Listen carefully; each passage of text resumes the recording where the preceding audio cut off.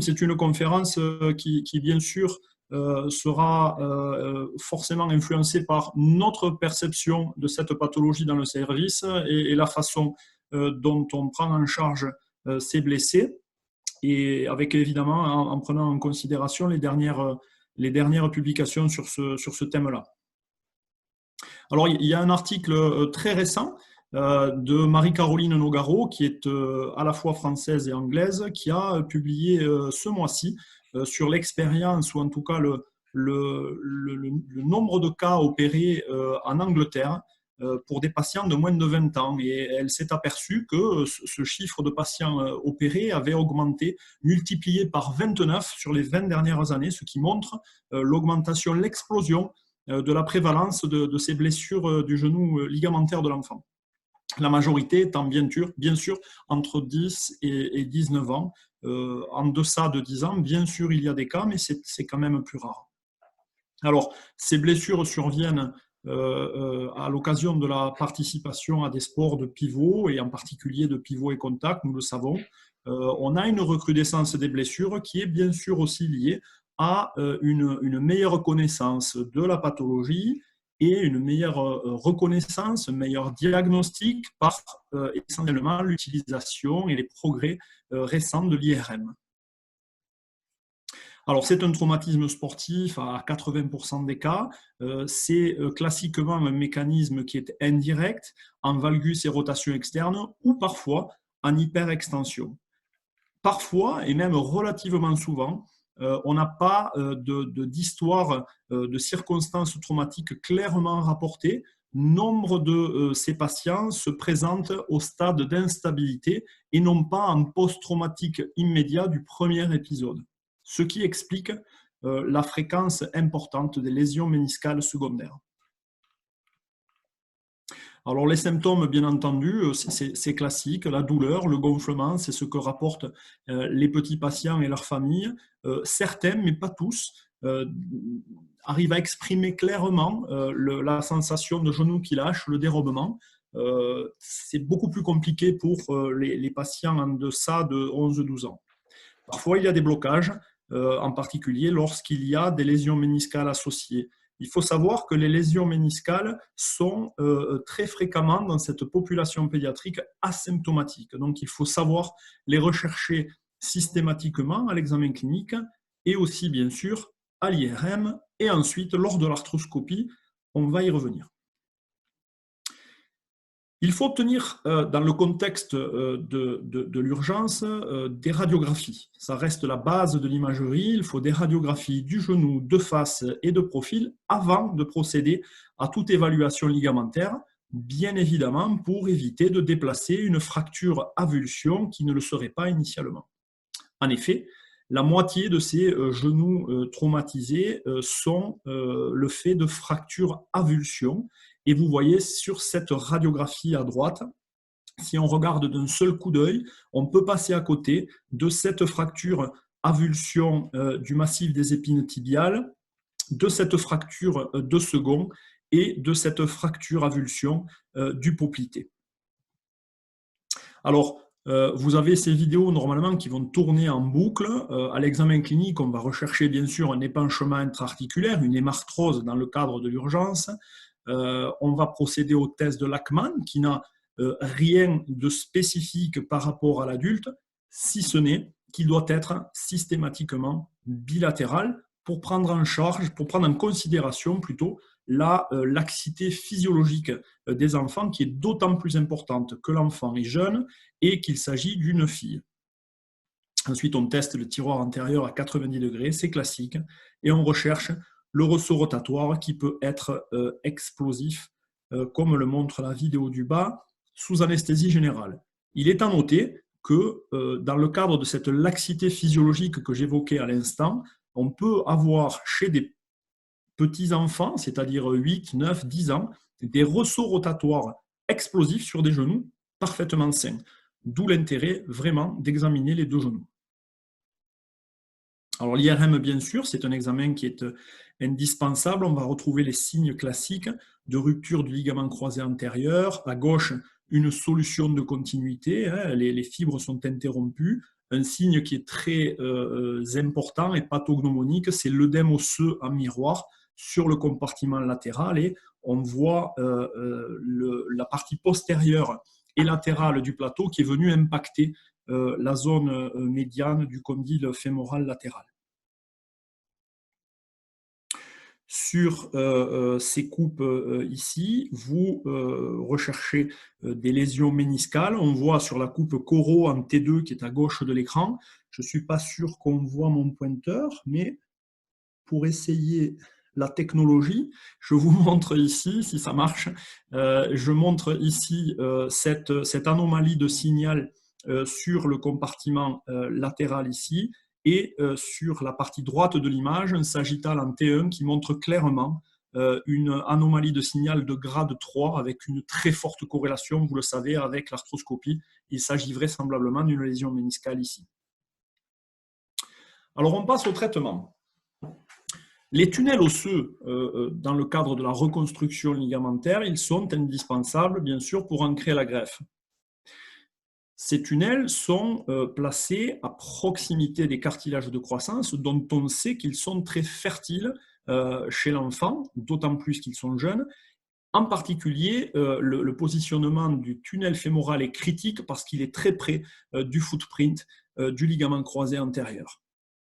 Ainsi, on explique qu'il a été reporté des troubles de croissance iatrogènes liés à la chirurgie, et ça explique qu'on a favoriser le traitement orthopédique avec attelle, kiné, dispense de sport, et différer la reconstruction chirurgicale en fin de croissance pour se mettre à l'abri de ces troubles de croissance iatrogènes.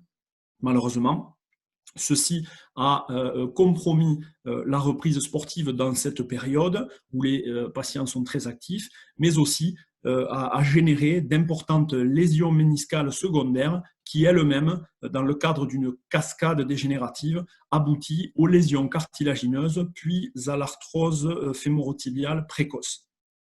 Alors, quelle est l'histoire naturelle de l'instabilité antérieure du genou chez l'enfant et l'adolescent? Il faut commencer par prendre conscience que tous les enfants sont des sportifs de pivot contact de tous les jours. Dans le cadre de cette étude prospective, vous voyez 23 ruptures du LCA chez des enfants de 11 à 15 ans, traités orthopédiquement, avec un recul quand même qui est intéressant dans le cadre de séries chirurgicales, et 4 ans de recul moyen. On voyait une diminution significative des scores fonctionnels, mais aussi et surtout l'apparition de lésions méniscales secondaires, et vous voyez 43% de signes d'arthrose précoce à la radio. Donc ça, c'est vraiment très inquiétant. L'histoire naturelle de l'instabilité antérieure, elle est défavorable. Un autre papier plus récent, là aussi de bonne qualité, avec un effectif encore plus important, avait observé des patients, là aussi, on voit un âge qui est relativement jeune, 13 ans et demi d'âge moyen, 11 à 14, dont quasiment la moitié avait été opérée avec un délai supérieur à 3 mois. Il s'est avéré que le temps et la présence de dérobement, c'est-à-dire d'instabilité ressentie, étaient des facteurs de risque pour l'apparition d'une lésion secondaire du ménisque médial. Pour ce qui est des lésions cartilagineuses, seulement le temps était un facteur de risque. Si l'on testait le temps comme une variable continue, à 9 semaines, il n'y avait pas de lésion méniscale secondaire, 9 semaines de délai entre l'accident et la reconstruction chirurgicale. Par contre, à 24 semaines, il y avait une lésion méniscale. Si vous regardez à droite de l'écran, ce graphique traduit cela. Vous avez deux groupes, avant et après le délai de 3 mois. On voit qu'il y a plus de lésions méniscales nécessitant chirurgie, plus de lésions méniscales irréparables et plus d'ense-dessous. Donc, les conséquences de cela, c'est qu'il faut obtenir avant la chirurgie une IRM de moins de 3 mois, de manière à avoir l'assurance qu'on a bien examiné la présence de lésions méniscales secondaires.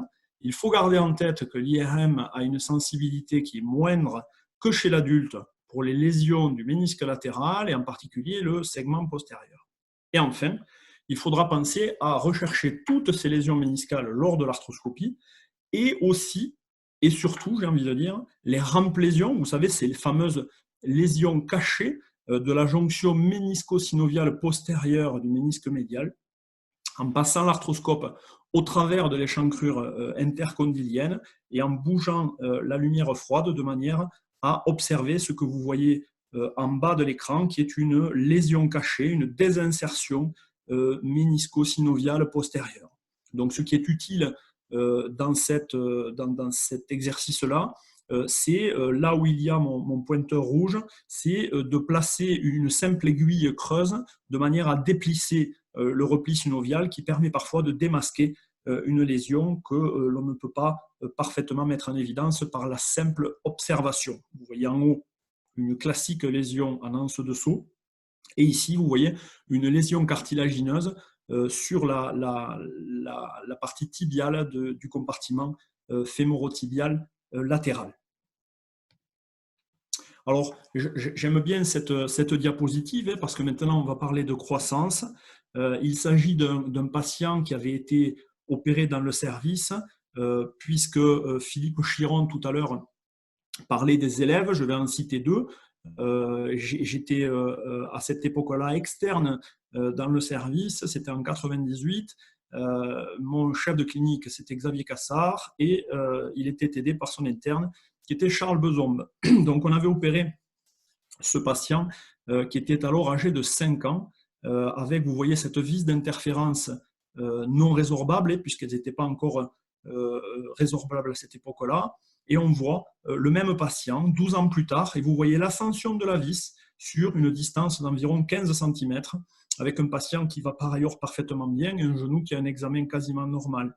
Donc, cette diapositive permet de marquer les esprits, je pense, sur l'importance de la croissance, et on peut imaginer qu'à ce moment-là, s'il était survenu un trouble de croissance chez ce petit enfant, les conséquences auraient été tout à fait catastrophiques. Donc, il faut vraiment bien garder en tête ces risques sur le cartilage de croissance. Alors, ces risques, ils ont très clairement été démembrés par Kocher de Boston aux États-Unis dès 2002 par une enquête sur les troubles de croissance. Il en avait répertorié 15.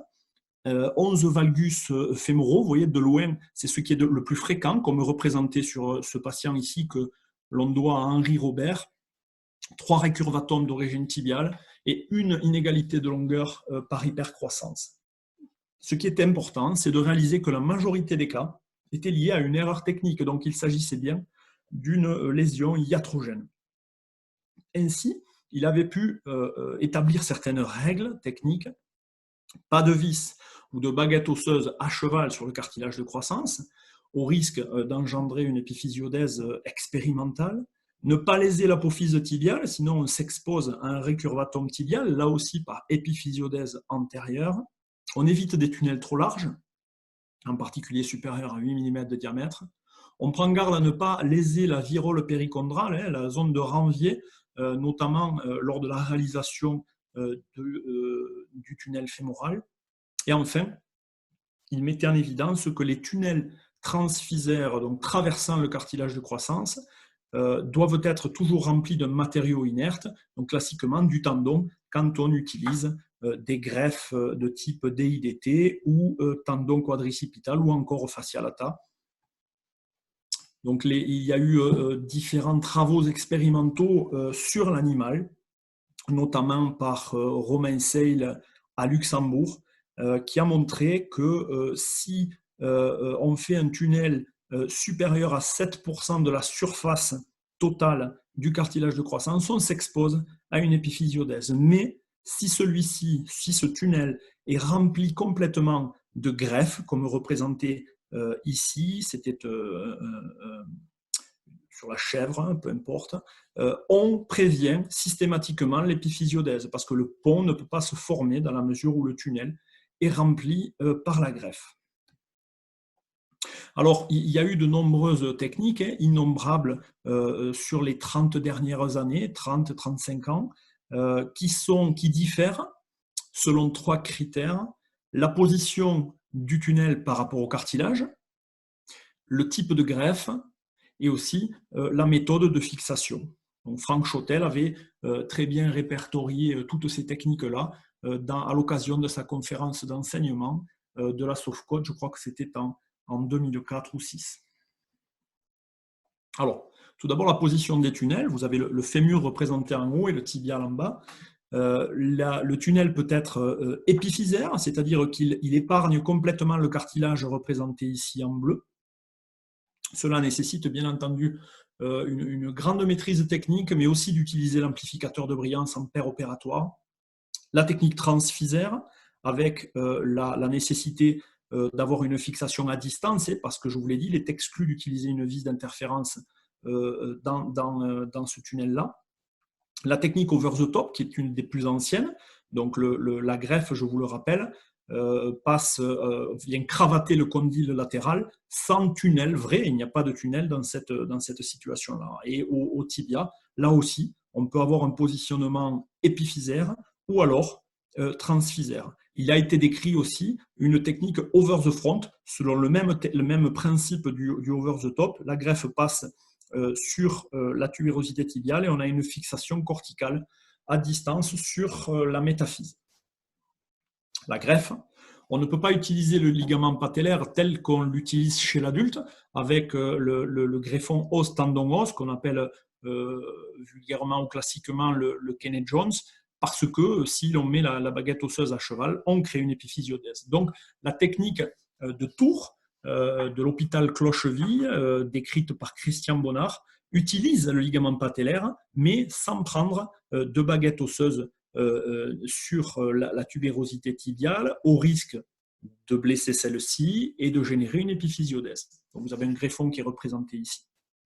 On peut utiliser le tendon quadricipital, le fascia latal, le DIDT, qui est maintenant le greffon le plus populaire dans cette population. Les allogreffes, je l'ai mis entre parenthèses parce qu'elles sont associées à un problème de disponibilité en France et qui plus est, la littérature a clairement montré que cette greffe était inférieure avec un taux de rupture bien supérieur au greffon autologue. Donc, la littérature recommande de les réserver aux reprises. La fixation, maintenant, troisième point de variation des techniques. On peut utiliser une vis d'interférence, on peut utiliser une fixation corticale, des boutons, des agrafes comme représenté ici, une baguette osseuse en press-fit, c'est possible également, notamment par la technique de Brousse de Franck Chotel. La règle, c'est qu'il ne faut pas de baguette osseuse ou de vis transphysaire au risque de s'exposer à une épiphysiodèse. On voit ici un mauvais positionnement de vis d'interférence non résorbable et à droite, un cas d'épiphysiodèse postérieure et latérale qui a généré, vous le voyez, une déformation en valgus. Et aussi, vous voyez, cette verticalisation de la ligne de Blumensaat avec un flexion du genou. La présence du clou n'y est pour rien. Alors, les troubles de croissance sont répertoriés. J'ai ici mis en lumière deux articles. Le premier est une méta-analyse qui fait état d'une prévalence de près de 2% des troubles de croissance. Il y a plus de cas qui ont été signalés avec des techniques respectant le cartilage de croissance, et ce de manière assez paradoxale. Nous allons y revenir dans une minute. Les tendons DIDT pourraient diminuer les troubles de croissance, mais cela n'était pas démontré clairement. Deuxième papier, il s'agissait là d'une revue systématique de 39 cas, montrant que les techniques respectant le cartilage de croissance étaient utilisées dans 25% des cas rapportés d'inégalité de longueur, et aussi dans 47% des cas de déviation axiale. Donc, là aussi, les techniques intra-épiphysaires étaient un peu montrées du doigt dans la genèse des troubles de croissance. Alors, voici mon explication à cela. Vous voyez un genou pédiatrique de face et de profil. Vous repérez ici les lignes noires correspondant au cartilage de croissance. Donc, on va représenter le forage d'un tunnel épiphysaire qui, pour des raisons d'anatomie et d'isométrie, doit être à la fois le plus proximal et le plus postérieur possible pour se rapprocher du footprint fémoral du LCA qui, je vous le rappelle, est à proximité immédiate du cartilage de croissance. Donc on peut imaginer que si ce méchage est imprécis et vient ici toucher le cartilage de croissance, il va l'être sur une surface importante puisqu'il s'agit d'un tunnel qui est tangent au cartilage de croissance, mais également il va toucher la partie la plus vulnérable du cartilage de croissance qui est sur le versant épiphysaire. Ainsi, la technique que l'on utilise à l'hôpital des enfants, qui est disponible sur le site VuMedi si vous êtes enregistré. Si vous ne l'êtes pas, je vous encourage à le faire car c'est très, très utile. Donc, vous voyez un genou de profil qui est le plus parlant. C'est une technique qui est transphysaire, à la fois sur le fémur et sur le tibia, avec une fixation qui est assurée par des boutons réglables, là aussi, sur le fémur comme sur le tibia. On utilise une technique avec un DT4, c'est-à-dire qu'on va préserver le deuxième greffon possible. Et cette technique a pour intérêt également de se mettre à l'abri des troubles de croissance, je vous l'ai dit tout à l'heure, en remplissant le tunnel fémoral complètement par la greffe et en ne faisant qu'un passage de très faible diamètre pour le fil et une simple logette tibiale qui est intra-épiphysaire. Les avantages, pour développer un peu plus, le tendon unique, il a été démontré qu'il y avait quand même une faiblesse de la flexion active lorsqu'on utilisait les DIDT, donc on peut imaginer que si on épargne le gracile, celle-ci va être moindre. Il y a aussi été suggéré un risque élevé de rupture itérative quand on prend le DIDT.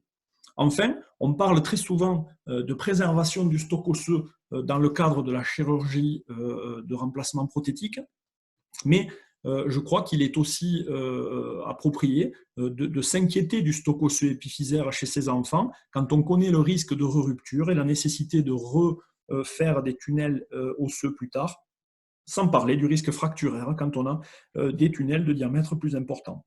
Donc le fait d'utiliser des petites logettes de 10 mm de profondeur seulement épargne en quelque sorte le stock osseux. Enfin, il s'agit d'une technique qui s'adapte à tous les âges. On l'utilise à partir de l'âge de 6 ans et jusqu'à la majorité ou la maturation squelettique ensuite, quand les patients traversent la voie de tram pour aller voir Étienne Cavaignac. Enfin, on n'a pas besoin d'utiliser d'ampli et je n'ai pas besoin de développer les avantages pour le chirurgien et pour le patient, sans compter les ouvertures de portes, les manipulations incessantes. Alors le résultat ici, pour un garçon, 8 ans, un patient assez jeune, vous avez la radiographie à gauche en post-opératoire, on retrouve les boutons, si vous pouvez les voir, on suppose ici là, les tunnels transphysaires des deux côtés. À 1 an de recul, on voit ici sur le tibia parfaitement bien la strie de Harris correspondant au moment de la chirurgie. On voit déjà qu'un an plus tard, il y avait près de 1 cm de croissance représentée par cette distance. Dans la mesure où la strie de Harris est parfaitement parallèle au cartilage de croissance, cela veut dire qu'il n'y a eu aucun trouble de croissance, en tout cas de défaut d'axe. À 2 ans, on voit un certain élargissement de la logette, mais qui est décrit pour les greffes tendineuses. Et on voit aussi et surtout qu'il y a une ascension du bouton qui va se prolonger à 3 ans, puis à 4 ans. En fait, le bouton il ne sert plus à rien. On voit même qu'il est détaché de la corticale. La cordelette a été rompue, mais le greffon, lui, il est parfaitement intégré, comme en témoignent ces clichés d'IRM à 2 ans de recul.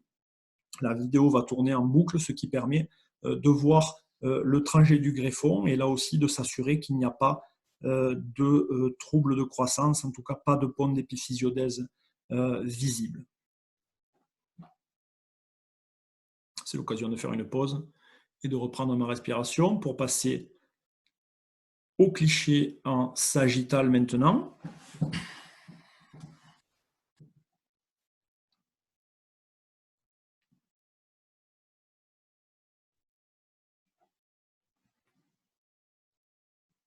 Et enfin en coupe axiale.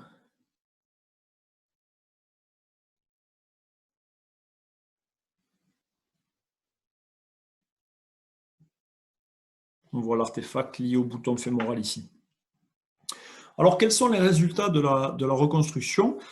Peter Fabricant, qui est un ancien fellow de Kocher et qui est maintenant installé à New York, avait fait une revue de la littérature dans le JBJS.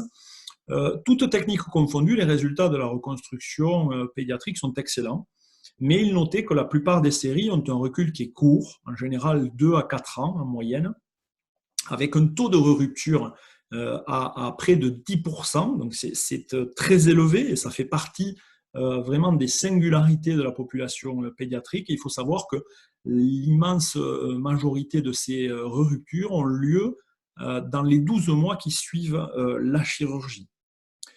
Donc ça laisse à penser qu'il y a eu une reprise prématurée des activités sportives, soit par défaut d'observance, soit par excès d'optimisme des soignants.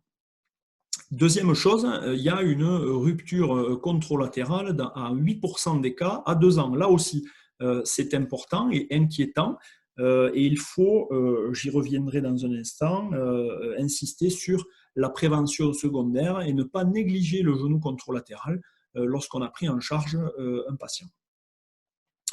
Dans le cadre de ces résultats, la technique transfisaire, qui est la technique que l'on utilise dans le service, serait associée à un moindre taux de reprise, même si à l'échelle internationale aujourd'hui, on a tendance à ne l'utiliser qu'après 13 ans. J'avais fait une enquête auprès de la Société européenne d'orthopédie pédiatrique et auprès de la Société nord-américaine d'orthopédie pédiatrique. Et encore, les techniques épiphysaires sont privilégiées pour les patients les plus jeunes. Vous voyez ici, à droite, un greffon qui a été, on dirait, complètement explosé à 8 mois de la chirurgie par un patient qui avait repris le rugby en dépit des consignes. Alors on en arrive à un algorithme décisionnel. Celui-ci est tout à fait classique. Il était déjà présent il y a une dizaine d'années, notamment à l'occasion de la conférence de Franck Chotel. Je suis désolé, il est en anglais. Si on a une rupture du LCA sans lésion méniscale, on peut faire un traitement non chirurgical avec une reprise progressive des activités sportives, la kiné. En l'absence de signes d'instabilité, on peut continuer ce même régime et considérer une intervention à maturité squelettique. Dans le cadre d'une lésion méniscale, qu'elle soit primaire ou secondaire lors d'une présentation tardive, on fait une reconstruction avec une technique pédiatrique, réparation méniscale bien sûr, tant qu'elle est possible. De la même manière, si les patients traités orthopédiquement développent des signes d'instabilité, il faut les opérer. Aujourd'hui, vous voyez en gras, notre attitude, c'est d'opérer systématiquement tous les patients qui ont un ressaut rotatoire important, qui ont un BMI élevé. On a fait un papier avec Maroun Rad qui montrait qu'un BMI supérieur à 25 était statistiquement associé à davantage de lésions méniscales secondaires. Et enfin, les patients qui pratiquent des activités sportives de haut niveau, au moins régional et surtout de contact. Donc pour tous ces patients-là, on les opère de manière maintenant systématique pour les protéger de l'évolution vers les lésions méniscales secondaires et la dégénérescence qui est inéluctable. Alors la prévention, c'est un élément qui est fondamental, qui est pas mal discuté maintenant dans la littérature. Il y a peu de protocoles pédiatriques. On sait pour autant que la prévention primaire est efficace. On a montré chez des joueuses de football scandinaves qui avaient 64% de réduction des ruptures du ligament croisé antérieur lorsqu'on appliquait les programmes de prévention primaire, notamment celui de la FIFA 11+. Enfin, on évoque ici les mesures de prévention secondaires, la notchplastie, la plastie de l'échancrure, parce qu'on sait que certains patients ont des échancrures étroites, des échancrures en A majuscule, en particulier les filles, mais pas seulement. Donc ces patients-là, moi j'ai tendance à leur faire, lorsque ça paraît justifié, une plastie de l'échancrure. Ça doit représenter environ 15 à 20% de mes patients. Il est important aussi d'apprécier, d'évaluer la stabilité posturale et le contrôle neuromusculaire, là aussi, sans négliger l'examen du côté contralatéral et le travailler parce que ça se travaille. Les retours, les critères de retour au sport sont multifactoriels et c'est très bien représenté par ce petit livre ouvert qui est paru dans une revue de médecine du sport qui montre à gauche la prise en charge un peu traditionnelle, ancienne, qui est basée sur le temps, c'est-à-dire qu'on dit, bon, voilà, tu as été opéré depuis 9 mois, tu peux reprendre le sport, qui est focalisé sur le genou, qui est une erreur. Il faut prendre en considération l'ensemble des chaînes articulaires, musculaires du membre inférieur, ne pas négliger la hanche, les chevilles. On a montré récemment qu'il y avait des phénomènes adaptatifs de la cheville à l'analyse quantifiée de la marche chez les patients avec une instabilité antérieure du genou. Enfin, il faut verser maintenant vers la page de droite avec des critères multiples de décision de reprise au sport, prendre en considération le contrôle neuromusculaire, multisegmentaire, je le répète, multidisciplinaire aussi, puisqu'on implique nos collègues médecins du sport, les kinés bien évidemment, les rééducateurs, de manière à essayer dans l'avenir de réduire les prévalences inquiétantes de rupture et de rupture du côté contralatéral. Donc, on assiste à une augmentation constante des entorses du genou de l'enfant. Quand les opérer, il faut savoir que plus tard, c'est souvent trop tard. La technique transfisaire que nous utilisons, vous l'avez vu, elle est simple, elle est sûre, elle est efficace, elle est relativement simple à enseigner à nos élèves. Et il faut toujours garder en tête, parce que nous ne nous limitons pas à la chirurgie, il faut garder en tête l'importance de la prévention et les critères de retour au sport.